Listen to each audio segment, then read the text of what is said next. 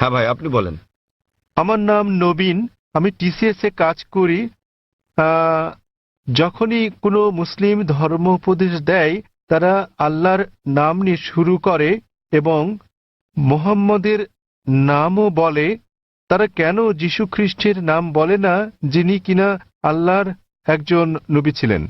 এবং আমার মনে হয় অনেকটা অজ্ঞতাবশতই মুসলিমরা যীশু খ্রিস্টকে নিয়ে কথা বলে, শুধু খ্রিস্ট ধর্ম নিয়ে কথা বলার সময়ই। তাহলে মুসলিমরা যখন কথা বলা শুরু করে, তারা কেন আল্লাহ এবং মোহাম্মদের নামের পর যীশু খ্রিস্টের নামও বলে না, যেহেতু তিনি নিজেও আল্লাহর একজন নবী ছিলেন? ভাই, খুব ভালো প্রশ্ন করেছেন যে যখন মুসলিমরা আলোচনা শুরু করে ইত্যাদি, তারা প্রথমে আল্লাহ সুবহানাহু ওয়া তাআলার নাম স্মরণ করেন, এরপর আল্লাহর রাসূল মুহাম্মদ সাল্লাল্লাহু আলাইহি সাল্লামের নাম নেন। কেন তারা নাম নেন না যীশু খ্রিস্টের, তার উপর শান্তি বর্ষিত হোক? আপনি মনে করছেন এটা করলে ভালোই হবে। যেহেতু আপনি জানেন যে ইসলামে যীশু খ্রিস্ট, তার উপর শান্তি বর্ষিত হোক, তিনিও আল্লাহ তাআলার একজন রাসূল ছিলেন, তিনিও ইসলামের একজন বার্তাবাহক। আল্লাহ কোরআনে বলেছেন, সূরা ফাতির অধ্যায় নম্বর 35 আয়াত নম্বর 24, এমন একটিও জাতি বা গোষ্ঠী নেই যাদের প্রতি আমি সতর্ককারী পাঠাইনি। আল্লাহ বলেন সূরা রদ অধ্যায় 13 আয়াত নম্বর 7, এবং প্রত্যেক জাতির প্রতি আমি একজন সতর্ককারী, একজন পথপ্রদর্শক পাঠিয়েছি। নামানুসারে কোরআনে মাত্র 25 জন নবীর কথা উল্লেখ রয়েছে, কিন্তু আমাদের প্রিয় নবী মুহাম্মদ সাল্লাল্লাহু আলাইহি ওয়াসাল্লাম বলেছেন, সহিহ হাদিসের উল্লেখ আছে, এটা মিশকাত আল মাসাবিতে, যে আমাদের প্রিয় নবী বলেছেন যে 1,24,000 পয়গম্বর পাঠিয়েছেন আল্লাহ সুবহানাহু ওয়া তাআলা এই পৃথিবীর বুকে, কিন্তু কোরআনে কেবল 25 জনের নামই পাওয়া যায়। আদম, ইব্রাহিম, মুসা, যিশু, মুহাম্মদ, তাদের সকলের উপর শান্তি বর্ষিত হোক। তো ভাই, আমি যদি আপনার কথা মেনে নেই যে আমাদের নাম উল্লেখ করা উচিত সকল নবী রাসূলদের, তাহলে 1,24,000 নবী রাসূলগণের নাম নিতে না পারলেও অন্তত কোরআনে বর্ণিত 25 জনের সকলেরই নাম নিতে হবে। তাহলে ভেবে দেখেন প্রথম বাক্যটি কত বড় হয়ে যাবে। আপনি যেটা বুঝতে পারছেন না তা হলো, যে সকল নবী রাসূল নবী মুহাম্মদ সাল্লাল্লাহু আলাইহি সাল্লামের আগে এসেছিলেন, তাদের পাঠানো হয়েছিল শুধু তাদের লোকদের জন্য, শেষ সময়ের জন্য।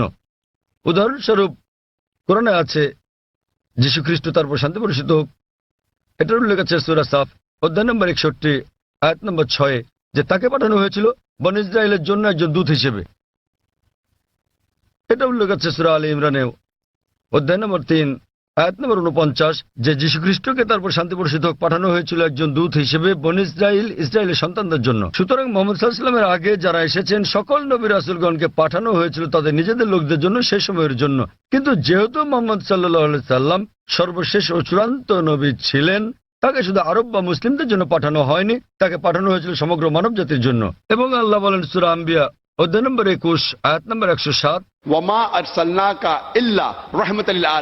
আমি তো তোমাকে রহমত হিসেবে প্রেরণ করেছি সমগ্র পৃথিবীর জন্য, সমগ্র সৃষ্টি জগতের জন্য, সমগ্র মানবতার জন্য।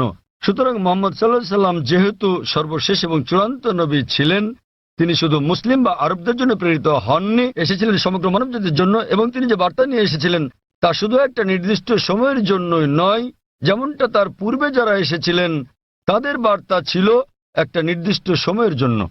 কিন্তু যেহেতু নবী মুহাম্মদ সাল্লাল্লাহু আলাইহি সাল্লাম ছিলেন সর্বশেষ ও চূড়ান্ত নবী, তার বার্তা সময়ের বন্ধনে বাধা নয়, এটাকে অনুসরণ করতে হবে শেষ দিন পর্যন্ত।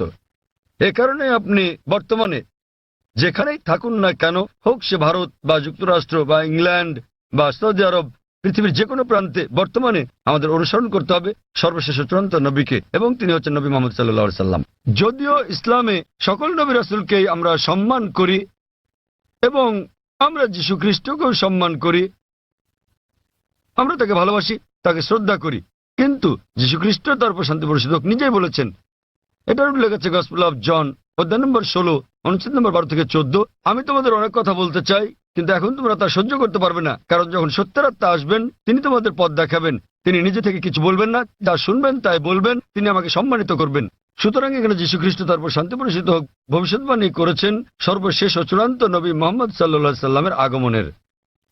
এই কারণে আমরা বিশ্বাস করি যে যীশু খ্রিস্ট তারপর শান্তি বর্ষিত হোক এই পৃথিবীতে আবার প্রত্যাবর্তন করবেন, এবং খ্রিস্টানরাও এটা বিশ্বাস করে তিনি যখন আসবেন তিনি নিজেও আনুগত্য করবেন আল্লাহ সুবহানাহু ওয়া তাআলার, এবং সর্বশেষ ও চূড়ান্ত নবী মুহাম্মদ সাল্লাল্লাহু আলাইহি ওয়াসাল্লামের শিক্ষা মেনে চলবেন। তাই এটাই হচ্ছে কারণ যে যখন কোনো মুসলমান কোনো বক্তব্য শুরু করতে যায় অথবা শাহাদাত দেয়, প্রথমেই সে এক এবং একমাত্র আল্লাহ সুবহানাহু ওয়া তাআলার নাম স্মরণ করে, শুধু তিনি একমাত্র উপাসনার যোগ্য, আর কেউ নয়। এবং আমরা সর্বশেষ ও চূড়ান্ত নবী অর্থাৎ মুহাম্মদ সাল্লাল্লাহু আলাইহি ওয়াসাল্লামের উপর বিশ্বাস স্থাপন করি, কারণ তিনি এমন এক পয়গম্বর যার শিক্ষা দীক্ষা আজ অনুসরণযোগ্য। পূর্ববর্তী সকল নবী রাসূলগণ ছিলেন সময়ের গণ্ডিভুক্ত একটা নির্দিষ্ট সময়ের জন্য এবং একটা নির্দিষ্ট গোত্রের লোকদের জন্য। যেহেতু নবী মুহাম্মদ সাল্লাল্লাহু আলাইহি ওয়াসাল্লামকে পাঠানো হয়েছে সমগ্র মানবজাতির জন্য এবং তার বার্তা সময়ের গণ্ডিভুক্ত নয়, এ কারণে আমরা তার নাম উল্লেখ করে থাকি। অন্যথায় ইসলামে আমাদের সকল নবীদেরকে সম্মান করতে হয়। আর আমি যদি আপনার কথা মেনে নেই, যেভাবে আগে বলেছিলাম আমার লেকচার শুরুর সময়, আমাকে বলতে হবে আল্লাহর নাম যিনি সর্বময়, সর্বোচ্চ, ক্ষমাশীল, এবং তার নবীদের নাম আদম এবং নূহ, তারপর সালেহ, ইদ্রিস, ইব্রাহিম, ইসমাইল, ইসহাক, মুসা, ঈসা, এবং তারপর আরো কারো নাম বলে আমি বলতে পারি মুহাম্মদ সাল্লাল্লাহু আলাইহি ওয়াসাল্লাম।